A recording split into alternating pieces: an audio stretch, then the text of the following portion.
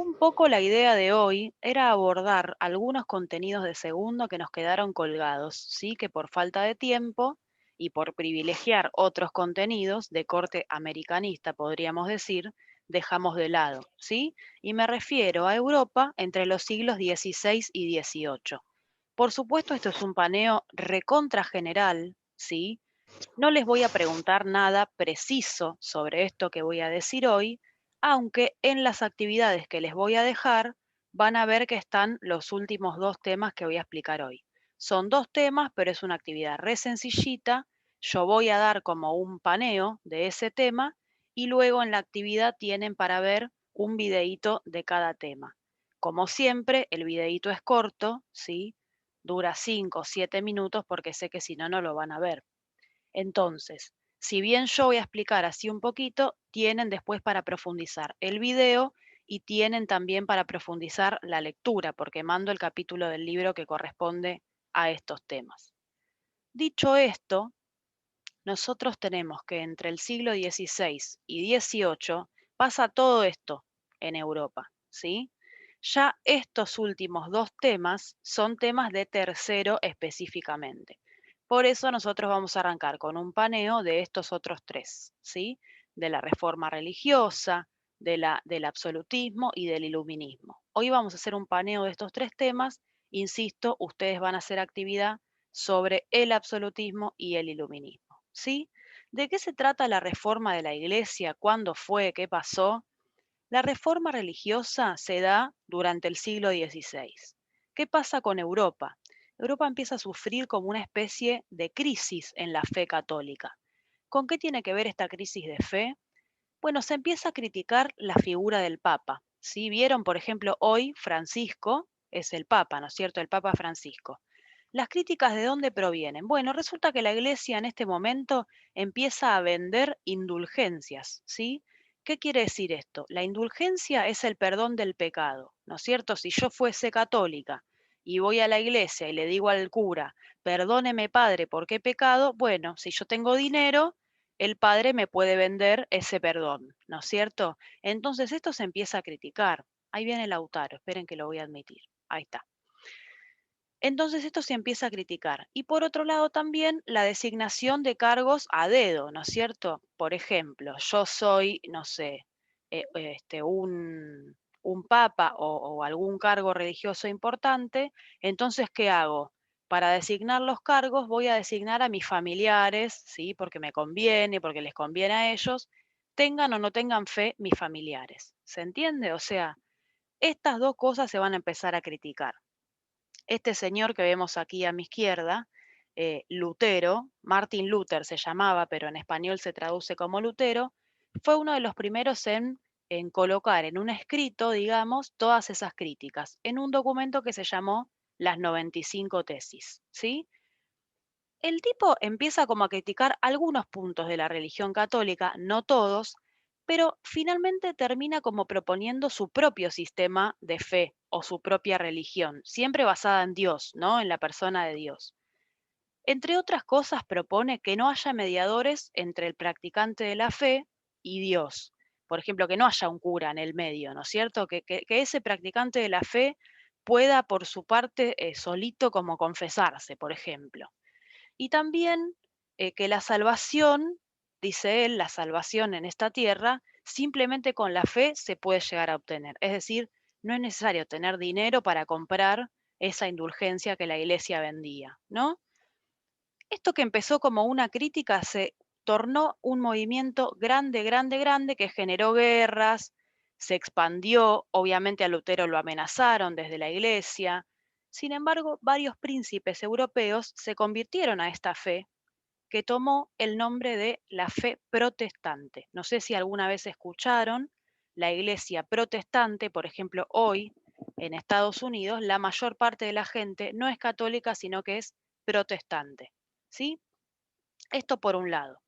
Por otro lado, este otro señor que tengo a mi derecha, Calvin, se llamaba Jean Calvin, pero se conoce en español como Calvino, promovió su versión de la reforma. Tomó un poquitito lo que decía Lutero, tomó algunos condimentos o elementos del catolicismo y formuló lo que se conoce como el concepto de predestinación. O sea, lo que él decía es que desde que una persona nace, esa persona ya está destinada a ver si va a ser salvada o no va a ser salvada, independientemente de sus actos, ¿sí? Entonces la persona no tiene que estar pensando si está bien o está mal lo que está haciendo. Tiene que trabajar en función de obtener la gloria de Dios, pero ya va a estar predestinada a ser salvada o no. Y además esta versión, esta otra reforma, resaltó los valores de sobriedad y moralidad. En Inglaterra, en particular, después la profe les va a comentar y les va a mostrar de todo lo que yo estoy hablando, a dónde queda, ¿no es cierto? Cuál es la localización para que ustedes sepan y refresquen. En Inglaterra pasó algo particular. Se tomaron todas estas críticas hacia la Iglesia Católica y bajo el mando de Enrique VIII, que si en algún momento tienen la oportunidad de ver la peli de Enrique VIII, se las recomiendo porque está buena, aparte sanguinaria, les va a gustar, se formó lo que se conoce como Iglesia Anglicana, que combina elementos del calvinismo, o sea, de lo que este señor de mi derecha proponía, y elementos del catolicismo. ¿Sí? Eso por un lado. O sea, ante la crisis de fe se suscitan estas dos críticas y reformas. Pero ¿qué pasa? La Iglesia Católica no se va a quedar muda ni quieta, por supuesto, y va a responder. A partir del Concilio de Trento, la Iglesia reafirma sus dogmas, sacramentos, prácticas, revalida el culto a la Virgen, a los santos que habían sido criticados, establece la formación de los sacerdotes y reafirma la imposibilidad de que los curas o los sacerdotes formen una familia, contrario esto a la Iglesia protestante. ¿Vieron en Los Simpson que el reverendo Alegría tiene su familia, su hija, su esposa? Bueno, esto es porque es un reverendo este, protestante, ¿sí? En el catolicismo eso no se puede hacer. Entonces, esta contrarreforma que la Iglesia va a tomar como respuesta, va a tomar fuerza en lo que es España y Portugal, en la península ibérica, que insisto, después la profe les va a mostrar, con dos caminos, el índex y la Inquisición. El índex es una lista de libros que van a ser prohibidos, ¿sí? La Iglesia va a decir esto y esto y esto no se puede leer. Y la Inquisición se encargaba de juzgar y quemar en la hoguera a toda persona considerada hereje, ¿sí? A toda persona que no cumplía con esos mandatos que la Iglesia proponía era hereje. Sospechosa de bruja a la hoguera, sospechoso de hereje a la hoguera, ¿sí?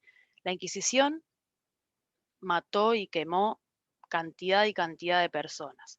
¿Hasta acá vamos? Cri, cri. Sí, Bien, bueno, otro concepto que tenemos que introducir, así aunque sea brevemente, es el absolutismo monárquico, así como para hacer un popurrí. El absolutismo monárquico profe. es un modelo político, ¿sí? Durante el siglo XVI, en este lío de mientras sucedía todo esto de las reformas de la Iglesia, en Europa, algunas monarquías fueron recuperando la fuerza que habían perdido durante la Edad Media y con la crisis del feudalismo. Empiezan a recuperar esta fuerza y este poder, y un siglo después, es decir, en el siglo XVII, ya se da este modelo, ¿sí? Ya las monarquías habían realmente recuperado su poder y se da lo que se llama el absolutismo monárquico. Básicamente, el absolutismo, ser absoluto, absolutista, quiere decir que el rey va a tener todo el poder en su favor, ¿sí? Nadie va a poder discutir al rey. De manera tal que el rey se ve en la obligación de suprimir otros espacios, por ejemplo, los parlamentos y las cortes, ¿sí? Él solito va a mandar todo y va a elegir todo. Este rey, esta figura, apoyaba su soberanía en el origen divino. Él decía, se decía, no lo dice el rey, lo dicen los teóricos del absolutismo, que el rey es designado por Dios, ¿sí? Es nada más y nada menos que un representante de Dios en la tierra. Así de sencillo. Y como dije, absoluto viene de que, por supuesto, va a tener todo, todo, todo el poder. Y por último, el iluminismo, que es como una corriente filosófica, política, económica, ¿sí? Es un movimiento que va a dar lugar a cambios en todos los ámbitos de la sociedad. Es una filosofía que lo que plantea es que hay que echar luz sobre lo que no se puede entender. Es decir, la humanidad a través de la razón, ¿sí? Y de la luz va a poder, y de la filosofía, por supuesto, va a poder explicar el mundo. El ser humano puede utilizar esta razón y esta experimentación para comprender y transformar el mundo. ¿Qué quiere decir esto? Que ya no va a explicarse todo en función de Dios, ¿sí? Por ejemplo, bueno, a mí me pasa esto porque, Mate, un sobre bueno, remedio ese mate. ¿cómo? Un sobre remedio ese mate, tiene edulcorante. Silenciate, Viole. Decía, ¿qué quiere decir esto? Que ya no se va a explicar todo en función de Dios, sino en función de, de lo que la humanidad va a hacer durante su vida en la Tierra, ¿sí? Porque yo antes decía que el iluminismo va a echar luz sobre varios aspectos de la sociedad o de la vida? Bueno, justamente porque esta búsqueda de la felicidad ya deja de ser hacia el cielo, en la vida eterna, y empieza a ser en la tierra, ¿sí? Se plantea la felicidad terrenal, que sería algo así como pasarla lo mejor posible en la vida en la tierra. ¿Se entiende? Más o menos hasta acá. Sí, sí, se entiende. Bien, bueno. Entonces, nos queda ver en las próximas clases qué es lo que va a pasar con la burguesía, ¿sí? Que se van a dar, la burguesía se va a posicionar tanto política como económicamente a través de las revoluciones atlánticas, que ya vamos a ver ese concepto, pero básicamente es la revolución industrial y la revolución francesa, los cambios en las relaciones con América. Recuerden que en la actividad anterior y en segundo trabajamos cómo España poseía las colonias, ¿no es cierto?, en América. Bueno, esta relación va a cambiar a través de las reformas borbónicas, pero insisto, son contenidos específicos de tercero que los vamos a trabajar después. Dejo de compartir y pausé la grabación, Pauli, por las dudas. Sí, Ahí está. ¿Querés que comparta yo para así sigo grabando ¿las y me queda tenés? todo en el mismo video? Ah, no puedo minimizar ¿Las su. tenés? Sí, las tengo, las del WhatsApp son, ¿no? Sí. Sí, joya.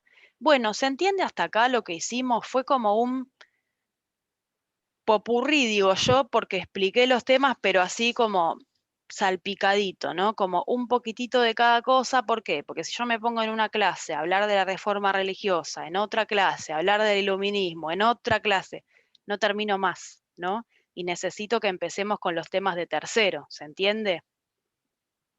Pero tampoco puedo dejar esos conceptos porque si yo voy a hablar de la Revolución Francesa, necesito que ustedes sepan lo que es el absolutismo. Si no, no van a entender lo que pasa en la Revolución Francesa y por lo tanto lo que va pasando después. ¿Sí? Es como un así esto. ¿Se entiende lo que digo? ¿Hasta ahí? Sí. Bien. Bueno, esperen un segundito que voy a bajar. Ah, no, desde acá puedo, a ver. Sí, se puede compartir desde el Pon el WhatsApp planiferio primero. directamente. Sí, No. dale, joya. Bueno, comparto entonces nuevamente. Esperen un segundito, ¿eh? Gordo. Fede, vino el señor. Perdón, acaba de venir el gasista a mi casa y como lo eché a mi marido a la otra habitación, ahí está. Ahí, esperen que lo agrando. Ahí se ve, ¿no? Sí, Ay, no lo puedo dejar Sí, sí, quieto. ahí. Quería seguir grabando. Reanudar, compartición. Esperen un segundito. Ay, qué macana. No, vamos a hacer así. La Antártida. Esos son todos los continentes que nosotros podemos ver en el mapa. La actividad que yo les mandé es esa, reconocer los continentes, marcar los continentes, ¿sí? Con diferentes colores, ya tienen la respuesta, y después hablamos de las líneas imaginarias y coordenadas. Para eso pasarlo de largo, donde yo les mandé un videíto, les mandé información para que puedan hacer eso, Nos vamos a ir, Ro, ¿estás? Esperen a ver si está Rocío. Sí, estás. Pásame al mapa de Europa, por favor. Ahí tienen, bueno, no importa, ahí quédate ahí. Este es el mapa de Europa. Toda la zona donde Rocío estuvo hablando recién, ¿sí? De todo lo que pasaba históricamente. Nosotros acá tenemos un continente que está como, ven que está como dividido. Si tenemos que hablar geográficamente, es un continente que está casi todo en su completo, en su completa distribución, está casi rodeada todo por agua, ¿sí? El Océano Atlántico, tenemos el Mar Mediterráneo, tenemos el Mar Negro, el Mar Báltico, ¿sí? El Océano Glaciar Ártico por el norte, está casi todo rodeado por agua, ¿sí? Esa agua, si nosotros tuviésemos que hablar de la parte física, ¿sí? De Europa, lo que nos va a mostrar es que va a tener todo un clima muy, muy húmedo, ¿sí? ¿Por qué? Porque del lado occidental, ¿sí? Proveniente del Océano Atlántico, no tenemos ninguna barrera, ¿sí? De relieve importante que vaya a frenar esa humedad, ¿sí? Entonces casi todo el territorio va a ser un clima cálido y húmedo que no va a tener dónde descargar esa humedad, ¿sí? Hasta que no llegue casi al límite con Rusia, no va a tener dónde descargar esa humedad. Si seguimos hablando de la parte física, bueno, toda esa parte es casi toda llanura, en donde después más adelante vamos a ver todo lo que es la parte de cultivos y todo lo que conlleva tener una tierra fértil. Ahora, ¿dónde nos tenemos que parar para hablar de lo que estuvo nombrando Rocío? ¿Sí? Nos vamos a parar en la parte sur, ¿sí? En la parte de España, Portugal, toda esa zona que Rocío está marcando, es donde sucedió todo lo que Rocío nos fue contando, ¿sí? Esa sería la península ibérica. Hay otro mapa, si podés pasarlo, que marca, ¿sí? Bueno, ahí no se va a ver bien, pero creo que hay otro. No, ese no. Ahí, ¿lo podés agrandar? Bueno, acá ven el mapa de Europa, donde está la parte gris, es toda la parte territorial de Europa. Ven que acá se ve bien la diferencia entre el territorio y el agua, ¿sí? Ven que es una zona que está rodeada por océanos, mares, es una zona muy navegable. Y acá, bien hacia el sur, tenemos la península ibérica, ¿sí? Yo todas estas imágenes se las voy a enviar por el Classroom para que ustedes la tengan y puedan tener un mejor sentido de ubicación con respecto a lo que habló Rocío, ¿sí? ¿Para qué? Para que sepan dónde está Europa, para que sepan dónde está la península ibérica y a medida que Rocío vaya avanzando tengan mejor sentido de ubicación.